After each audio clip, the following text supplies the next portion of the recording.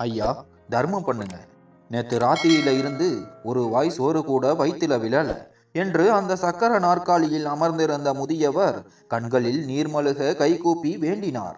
அழுக்கு படிந்து கிழிந்த ஆடைகள், கண்களில் பழைய கண்ணாடி, கையில் ஒரு பிச்சை பாத்திரம்.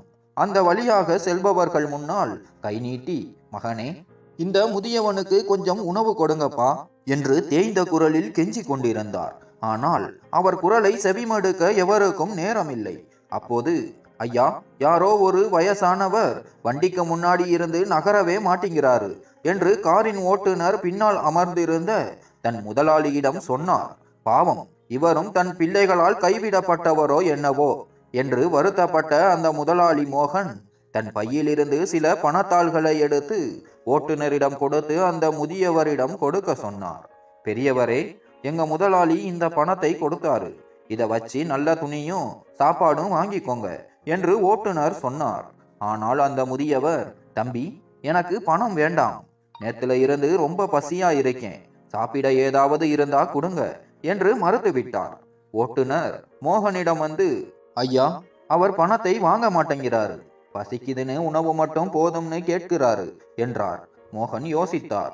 சரி, இன்னைக்கு நம்ம சாப்பாடு அவர் வயிற்றுக்கு தான் போகணும்னு இருக்கு போல. தன் மதிய உணவு டப்பாவை எடுத்துக்கொண்டு அந்த முதியவரை நோக்கி மோகன் நடந்தார். ஆனால் அருகே சென்று அந்த முதியவரின் முகத்தை பார்த்ததும் மோகனின் காலடியில் இருந்த பூமி நழுவுவது போல் இருந்தது. கண்கள் அருவியன கண்ணீரை சொரிந்தன. அண்ணா என்று கதறியபடி அந்த முதியவரை தழுவிக்கொண்டு ஓவென்று அழுதார். தன் சொந்த அண்ணன் இந்த நிலையில் இருப்பதை பார்த்து அவர் ஆத்மாவே நடுங்கியது.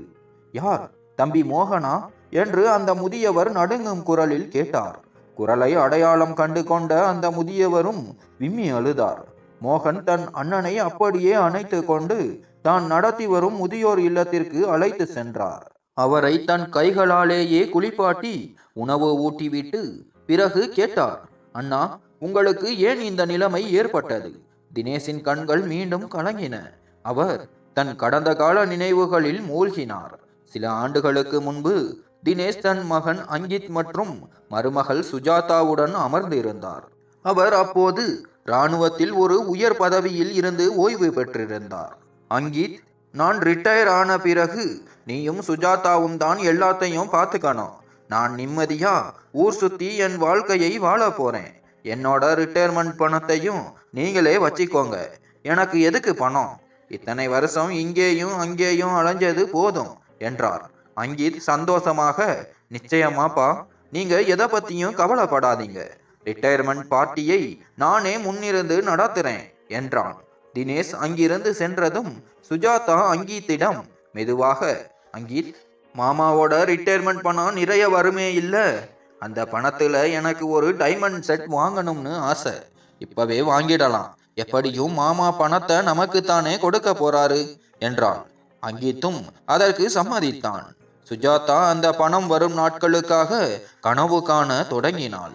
ஒரு வாரம் கழித்து தினேஷின் பணி ஓய்வு நாள் வந்தது. இராணுவ அலுவலகத்தில் அவருக்கு சிறப்பான வழியனுப்பு விழா நடந்தது. வீட்டுக்கு வந்ததும் மருமகளும் மகனும் அவரை உற்சாகமாக வரவேற்றனர். அன்று மாலை ஒரு பிரம்மாண்டமான விருந்துக்கு ஏற்பாடு செய்யப்பட்டிருந்தது. அங்கீத் தாராளமாக செலவு செய்திருந்தான். தினேஷ் தன் நண்பர்களுடன் சிரித்து பேசிக்கொண்டு மகிழ்ச்சியாக இருந்தார். இரவு 10 மணி அளவில் விருந்தினர்கள் அனைவரும் கிளம்பிவிட்டனர். ஆனால் தினேஷின் நெருங்கிய நண்பர்கள் சிலர் மட்டும் இன்னும் அமர்ந்து பேசிக் கொண்டிருந்தனர். அப்போது ஒரு நபர் பசிப்பதாக சொல்ல தினேஷ் உடனே போன் செய்து உணவை ஆர்டர் செய்தார். இப்படி 3 முறை அவர் உணவை ஆர்டர் செய்து வரவழைத்தார். இதை பார்த்து கொண்டிருந்த சுஜாதாவுக்கு கோபம் தலைக்கேறியது. அவள் அங்கித்திடம் சென்று, அங்கித், உங்க அப்பா ரொம்ப செலவு பண்றாரு.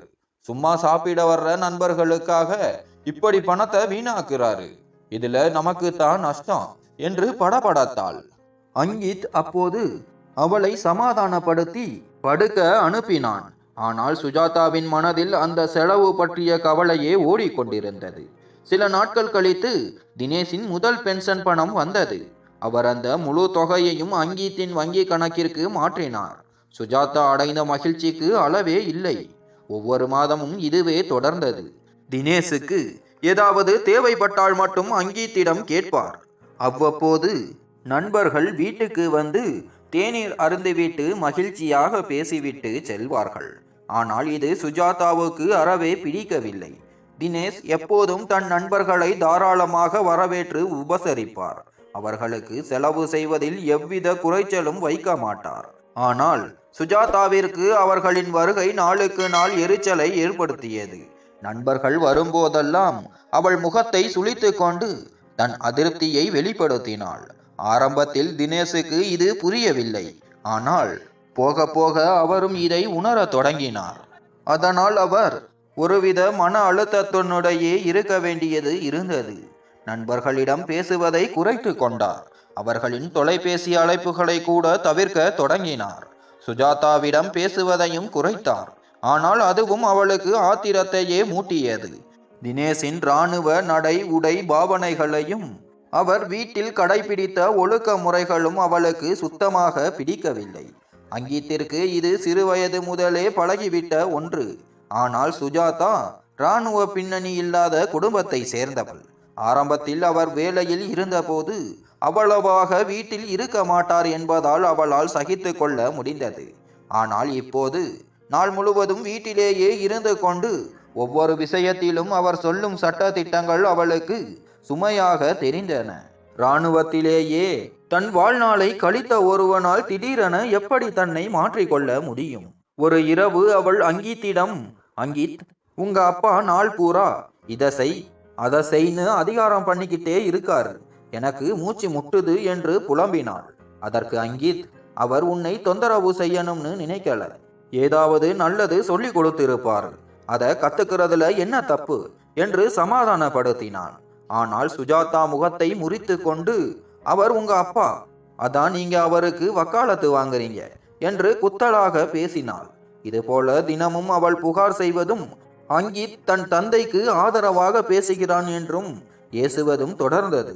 அங்கீத்தும் மனதில் இதனால் சோர்ந்து போயிருந்தான். ஆனால் சுஜாதாவால் புரிந்து கொள்ளவே முடியவில்லை. ஒரு நாள் தினேஷின் நண்பர்கள் திடீரென வீட்டிற்கு வந்தன. தன் வழக்கமான குணப்படி அவர் வெளியே இருந்து சில பலகாரங்களை வரவழைத்தார். இது சுஜாதாவின் கோபத்தை உச்சத்திற்கு கொண்டு சென்றது. சமையலறைக்கு வந்த தினேஷை பார்த்ததும் சுஜாதாவால் சும்மா இருக்க முடியவில்லை. மாமா, இப்படி செலவு பண்ணி ஏன் எங்களை நடுத்தெருவுக்கு கொண்டு வர பாக்குறீங்க? இவங்க எல்லாம் எப்பவும் அந்நிய மனுஷங்கத்தான். ஏன் நீங்க கையை இறக்கி செலவு பண்ண மாட்டேங்கிறீங்க? அங்கீத் ஒருத்தன் சம்பாத்தியத்துல இதெல்லாம் அவனுக்கு பெரும் சுமை என்று படபடத்தாள். தினேஷ் அப்படியே உறைந்து போய் நின்றார். சுஜாதாவிற்கு தன் நண்பர்கள் வருவது பிடிக்காது என்று அவருக்கு தெரியும். ஆனால் இவ்வளவு மட்டமாக தன்னிடம் எகத்தாளம் பேசுவாள் என்று அவர் கனவிலும் நினைக்கவில்லை. அவருக்கு மிகுந்த வருத்தமாக இருந்தது. ஆனாலும் அவளிடம் எதுவும் பதில் பேசாமல் ஒரு புன்னகையுடன் நண்பர்களிடம் சென்று அமர்ந்தார். நண்பர்கள் கிளம்பி சென்ற பின்பும் சுஜாதாவின் கோபம் தணியவில்லை. மன உளைச்சலில் இருந்த தினேஷ் அமைதியாக வெளியே நடைபயிற்சிக்கு சென்றார். அப்போது சுஜாதா அங்கீத்திடம் சொல்வதை அவர் தற்செயலாக கேட்டார். அங்கீத், நீங்கள் உங்க அப்பாவை தடுத்து நிறுத்துங்க. அவருக்கு கை ரொம்ப தாராளமாய் இருக்கு. நமக்கும் ஒரு குடும்பம் இருக்கு. வருங்காலத்துக்கு சேமிக்கணும். இப்படியே போனா அப்பாவோட செலவுலேயே எல்லாம் தீர்ந்துவிடும். அங்கீத் அவளிடம் அப்படி யோசிக்க வேண்டாம் என்று தடுத்தான். ஆனால் சுஜாதா ஒரு முறை பேச தொடங்கினால் நிறுத்தவே மாட்டாள். வெளியே நின்றபடி இதையெல்லாம் கேட்ட தினேஷ் தன் அறைக்கு வந்து நாற்காலியில் அமர்ந்தார். எதிரியுடன் போரிடுவது கூட எளிது, ஆனால் நம் சொந்தங்களுடன் போரிடுவது சாத்தியமற்ற ஒன்று என்று நினைத்து வருந்தினார்.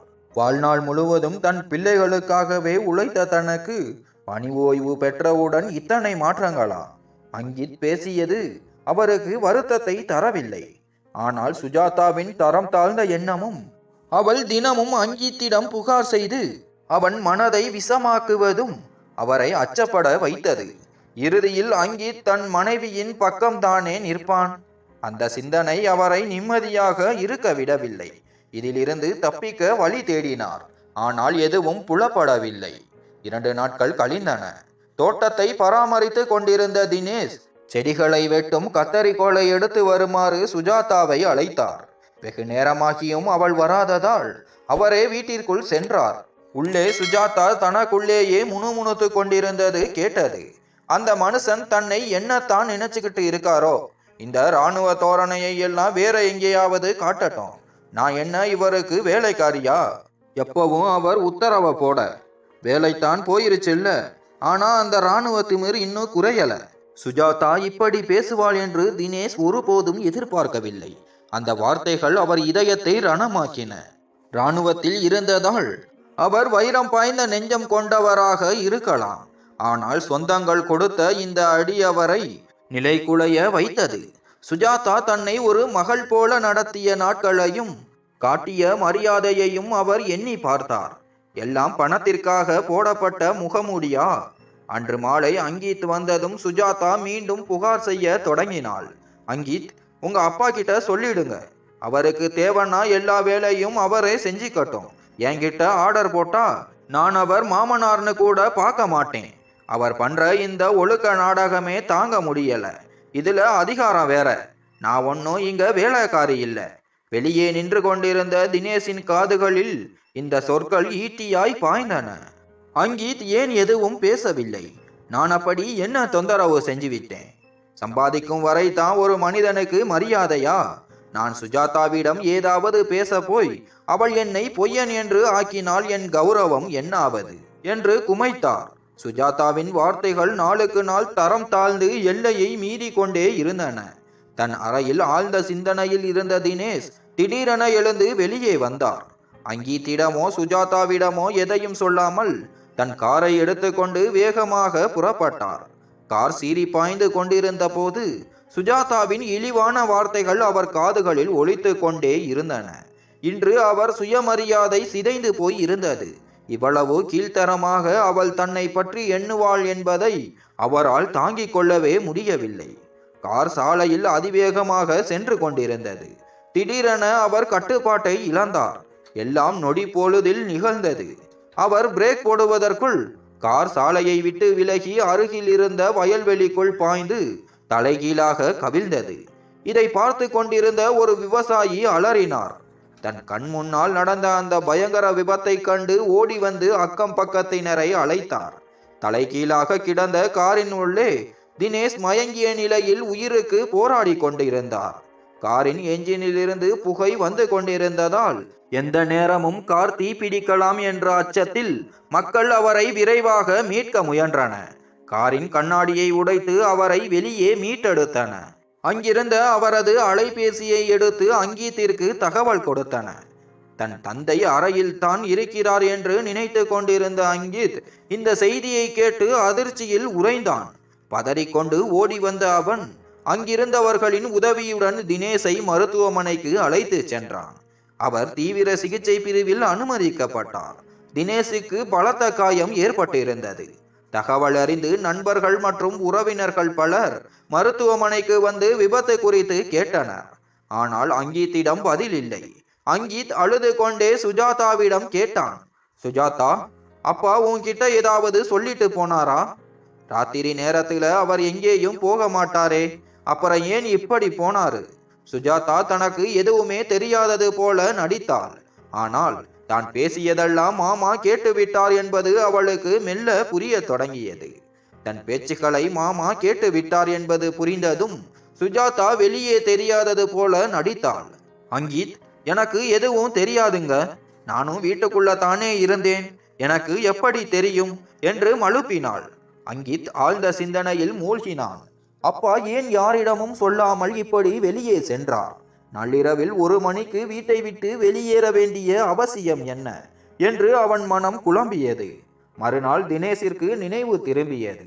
அங்கீத் மிகுந்த மகிழ்ச்சியடைந்து கண்களில் நீர்மழுக தன் தந்தையை ஓடி சென்று கட்டி கொண்டான்.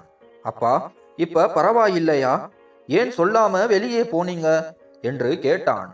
தினேஷ் மௌனமாக இருந்தார். அவர் பார்வை சுஜாதா மீது விழுந்தது. அவளோ முகத்தை சுளித்து கொண்டாள். அப்போது மருத்துவர் அங்கீத்தை அழைத்து தனியாக பேசினார். தினேஷின் கால்களில் உட்புறமாக பலத்த காயம் ஏற்பட்டுள்ளது. இனி அவர் தன் கால்களால் எழுந்து நடப்பது கடினம்.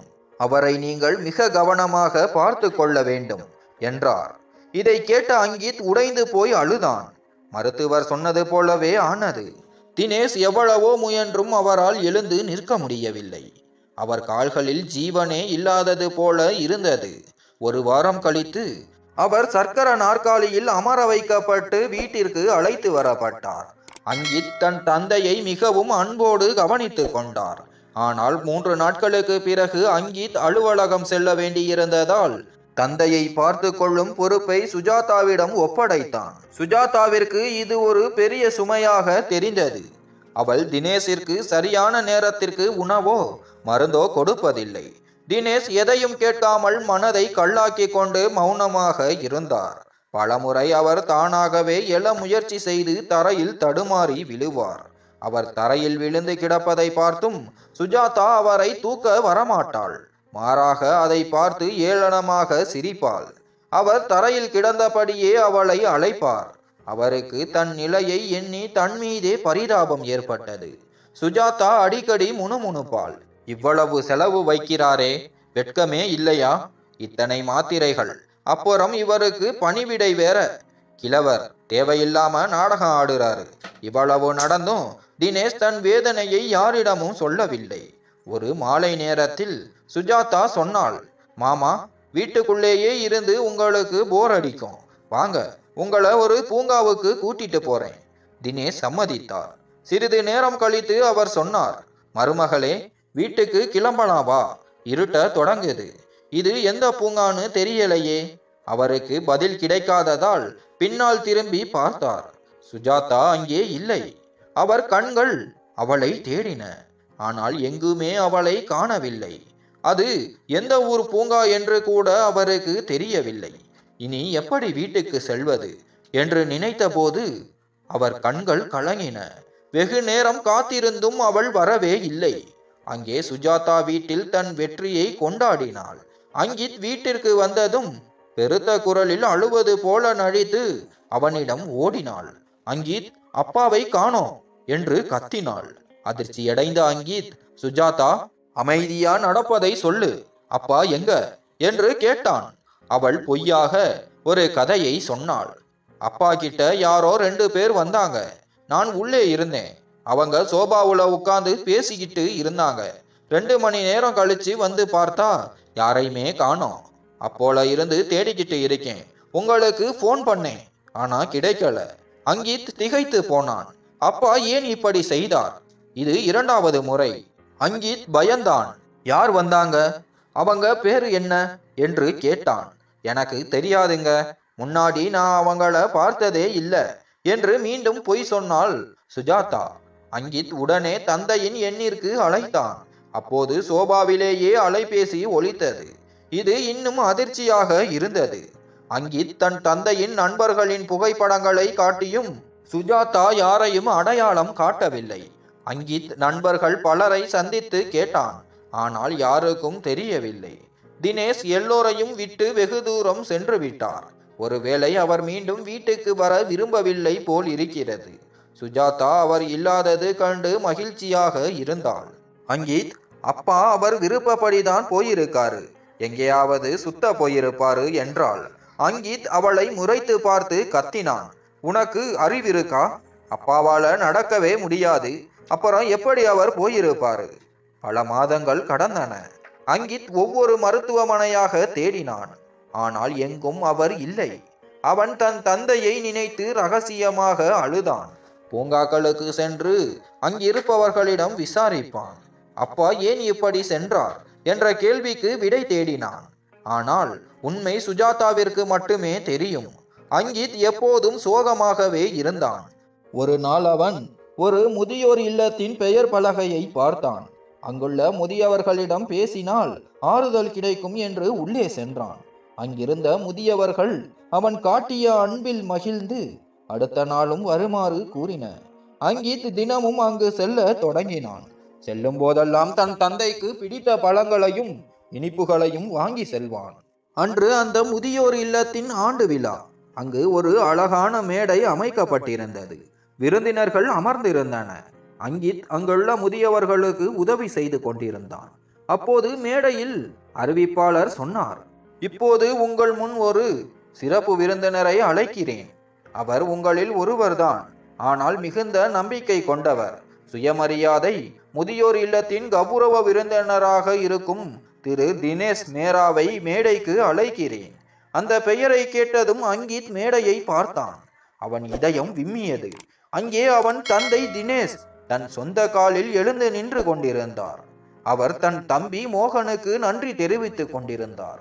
அப்போதுதான் அங்கீத்திற்கு நினைவு வந்தது. மேடையில் இருக்கும் மோகன் முன்பு அவர்கள் வீட்டு அருகில் வசித்தவர். அங்கீத்தின் தாத்தா அவரை தன் மகனாகவே கருதினார். தினேஷும் இவரை தம்பியாகவே நடத்தினார். தன் குடும்பத்தால் கைவிடப்பட்ட மோகன் இந்த முதியோர் இல்லத்தை தொடங்கி நடத்தி வருகிறார். தன் தந்தை மீண்டும் நடப்பதை பார்த்து அங்கீத்தின் கண்களில் ஆனந்த கண்ணீர் வழிந்தது. இத்தனை மாத துயரம் கண்ணீராக வெளிப்பட்டது. தினேஷ் மேடையை விட்டு இறங்கியதும் அங்கீத் அவர் முன் நின்றான். மகனை பார்த்ததும் தினேஷின் கண்கள் கலங்கின. இருவரும் கட்டி பிடித்து அழுதனர். அப்பா, நீங்க வீட்டுக்கு வரணும். ஆனா முதல்ல சொல்லுங்க, ஏன் இப்படி செஞ்சீங்க என்று கேட்டான் அங்கீத்.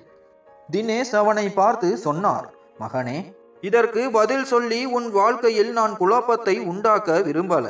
நான் இங்கேயே மகிழ்ச்சியா இருக்கேன். ஆனால் அங்கீத் விடாமல் வற்புறுத்தினான். இறுதியில் தினேஷ் உடைந்து போய் உண்மையை சொன்னார். இதற்கு சுஜாதா தான் பதில் சொல்லணும். இருந்தாலும் நானே சொல்லுறேன். பிறகு சுஜாதா பேசிய ஒவ்வொரு இழிவான வார்த்தைகளையும், அவர் விழுந்து கிடந்த போது அவள் செய்த கேவலமான செயல்களையும், தனக்கு உணவு கொடுக்காமல் சித்திரவதை செய்ததையும் ஒவ்வொன்றாக சொன்னார். இதை கேட்ட அங்கீத் ஆத்திரத்தில் கொதித்தான். அப்பா, இப்பவே என் கூட வீட்டுக்கு வாங்க என்று அழைத்தான். ஆனால் தினேஷ் மறுத்துவிட்டார். அங்கீத், நான் இப்போ என் வாழ்க்கையில ரொம்ப நிம்மதியா இருக்கேன். உன்னையும் சந்தோஷமா பார்க்கணும்னு தான் நினைக்கிறேன். உன் கூடவே இருந்து இதையெல்லாம் சொல்லி இருக்கலாம். ஆனால் மேற்கொண்டு அவமானப்படவும் உன் வாழ்க்கையை சிதைக்கவும் நான் விரும்பல என்றார். தினேஷ் தன் மகனிடம் சொன்னார், அங்கீத், நீ உன் வாழ்க்கையில் துன்பப்படுவதை நான் பார்க்க விரும்பவில்லை. அதனால் சுஜாதாவிடம் எதையும் கேட்காதே. நீ அமைதியாக வீட்டுக்கு போ. அங்கீத் எவ்வளவோ பிடிவாதம் பிடித்தும் தன் தந்தையின் உறுதியான மறுப்புக்கு முன்னால் அவனால் ஒன்றும் செய்ய முடியவில்லை. ஆனால் அவன் இதை இப்படியே விடப்போவதில்லை என்று முடிவு செய்து ஒரு மாற்று வழியை தேர்ந்தெடுத்தான். நேராக வீட்டிற்கு சென்ற அங்கீத் சுஜாதாவின் முன்னால் நின்றான். நடந்த உண்மைகள் அனைத்தையும் அவள் முகத்தின் முன் கொட்டினான். சுஜாதா இப்படி திடீரென தான் செய்த பாவம் அம்பலமாகும் என்று கனவிலும் நினைக்கவில்லை. என் அப்பாவிடம் இவ்வளவு மோசமாகவா நடந்து கொண்டாய்? தன் சுயமரியாதைக்கு காயம் பட்டதை அவரால் தாங்கிக் கொள்ள முடியவில்லை. ஆனால் நீயோ எல்லா எல்லைகளையும் மீறிவிட்டாய். அவர் தரையில் விழுந்து கிடக்கும் போது கூட அவரை தூக்க வேண்டும் என்று உனக்கு தோன்றவில்லையே என்று அங்கீத் கத்தினான். ஆத்திரத்தில் அவளது கூந்தலை பிடித்து யோசித்து பார், அப்பா இதயம் அந்த நேரத்தில் எவ்வளவு துடித்திருக்கும் என்று கர்ஜித்தான். அங்கீத் இன்று அக்னி பிளம்பாக சுஜாதா மீது சீறி கொண்டிருந்தான். அவன் மனதில் இருந்த அத்தனை குமுறல்களையும் வார்த்தைகளாக கொட்டி தீர்த்தான். அவனது உள்ளத்தின் ஆத்திரம் தணிவதாக இல்லை. ஆனால் சுஜாதாவின் திமிர் இன்னும் குறையவில்லை. அவள் பேச தொடங்கினாள். அங்கீத், இது ரொம்ப ஓவரா போகுது. இதுக்கு மேல ஒரு வார்த்தை கூட என்னால் கேட்க முடியாது. நானும் உன்னோட பொண்டாட்டி தான். என்கிட்ட நிதானமா பேசு.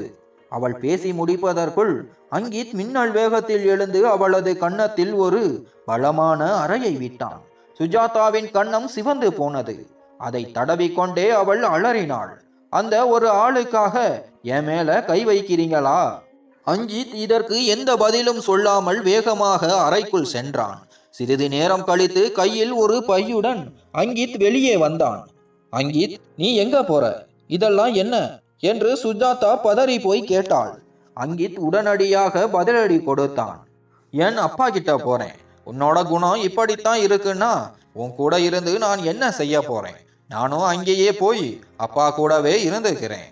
நீ உன் கீழ்த்தரமான எண்ணங்களோட இந்த வீட்டில் தனியாகவே கிடந்து அழுகு. உன் உண்மையான முகத்தை அப்பா அன்னைக்கே பார்த்துட்டாரு. இன்னைக்கு நானும் பார்த்துட்டேன். அப்பாவே இல்லைனா எனக்கு இங்க என்ன வேலை? இங்கேயே செத்து மடி என்று சொல்லிவிட்டு திரும்பினான். சுஜாதா அவன் கால்களை பிடித்து எவ்வளவோ கெஞ்சினாள். ஆனால் அங்கீத் நிற்கவில்லை.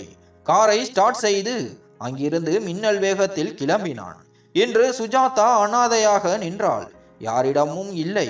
மற்றவர்களை அவமானப்படுத்துவதில் அவளுக்கு இன்பம் கிடைத்தது. ஆனால் இன்று அவள் மடை திறந்த வெள்ளமாக கண்ணீர் வடித்தாள். அவளுக்கு அழுகையை துடைக்க கூட அங்கே யாரும் இல்லை. அங்கீத் வீட்டை விட்டு போன பிறகுதான் தான் செய்த தவறு அவளுக்கு உரைத்தது.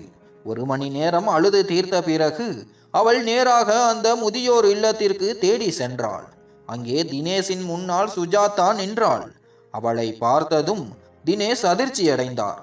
ஆனால் எதுவும் பேசாமல் முகத்தை திருப்பிக் கொண்டார். அருகில் அமர்ந்திருந்த அங்கீத் அவள் மீது பாய்ந்தான். எதுக்கு இங்க வந்த? இன்னும் ஏதாவது மிச்சம் இருக்கா? இங்கேயாவது அவரை நிம்மதியா வாழவிடு என்று கத்தினான். தன் தந்தையிடம் கைகூப்பி அவளை திரும்பி அனுப்பிவிடும்படி வேண்டினான் அங்கீத். ஆனால் சுஜாதா சொன்னாள், நான் மன்னிப்பு கேட்காம இங்கிருந்து போக மாட்டேன் மாமா. நான் பேராசையால குருடாகிட்டேன். எது சரி எது தப்புன்னு யோசிக்கவே இல்லை மாமா. ப்ளீஸ் என்ன மன்னிச்சிடுங்க. நான் செஞ்ச தவறுக்கு மன்னிப்பே கிடையாதுன்னு எனக்கு தெரியும். ஆனா என்ன உங்க மகளா நினைச்சு ஒரு முறை மன்னிச்சிடுங்க. நான் மிகப்பெரிய பாவம் செஞ்சிட்டேன். உங்களை அவ்வளவு அவமானப்படுத்திட்டேன் என்று கதறியபடி அவர் கால்களில் விழுந்தாள். தான் எங்கே இருக்கிறோம் என்ற உணர்வின்றி விம்மி விம்மி அழுதாள். ஒரே நாளில் ஓனானை போல நிறம் மாற்றிய சுஜாதாவை தினேஷால் எப்படி மறக்க முடியும்? அவள் செய்த செயல்கள், அவர் சுயமரியாதையில் ஏற்படுத்திய வடு அவ்வளவு ஆழமானது. தினேஷால் அவளை மன்னிக்கவே முடியவில்லை. அங்கீத்தையும் சுஜாதாவையும் வீட்டிற்கு போக சொன்னார் தினேஷ். அங்கீத், நீ இங்கிருந்து கிளம்பு. இந்த இல்லத்துல இருக்கிறவங்க செஞ்ச சேவையாலத்தான் நான் இன்னைக்கு என் கால்கள்ல நிற்கிறேன். இவங்களோட கடன் எனக்கு இருக்கு. எனக்கும் இவங்களுக்கு சேவை செய்யணும், இவங்களோடவே இருக்கணும் என்றார் தினேஷ். அங்கீத் சுஜாதாவை பார்த்து சொன்னான், பார்த்தாயா சுஜாதா, அப்பா இப்பவும் மற்றவங்களுக்கு செய்யறத பத்தி தான் யோசிக்கிறாரு. இந்த சேவையை நீ அப்பாவுக்கு செஞ்சிருக்கலாமே. நம்ம வாழ்க்கையில எந்த பிரச்சனையும் வரக்கூடாதுன்னு தான் அப்பா உன்னை பத்தி என்கிட்ட ஒரு வார்த்தை கூட புகார் செய்யல. இத கூட உன்னால புரிஞ்சுக்க முடியலையா? அவர் நினைச்சிருந்தா நம்மள வீட்டை விட்டு அன்னைக்கே துரத்தி இருக்கலாம் என்றான். சுஜாதா தலை குனிந்து நின்றாள். தான் செய்த வினையை தான் இப்போது அனுபவித்து கொண்டிருந்தாள். சுஜாதா எவ்வளவோ கெஞ்சியும் தினேஷ் வீட்டுக்கு வரவில்லை. அதனால் அங்கீத்தும் தன் தந்தையுடன் அங்கேயே தங்கிவிட்டான். வீட்டுக்கு செல் என்று தினேஷ் எவ்வளவோ சொல்லியும் அங்கீத் கேட்கவில்லை. அங்கே வீட்டில் சுஜாதா தனிமையில் வாடினாள். அந்த தனிமை அவளை நெரித்தது. ஆனால் என்ன செய்ய முடியும்? தான் விதைத்த விதை பயனை அவள் அறுவடை செய்தாள். நண்பர்களே, இந்த கதையின் கருத்தை நிச்சயமாக தெரிவியுங்கள். மேலும் நம் கதை முடிந்தது. இத்துடன் கதை பிடித்திருந்தால் லைக் மற்றும் சப்ஸ்கிரைப் செய்யவும். நன்றி.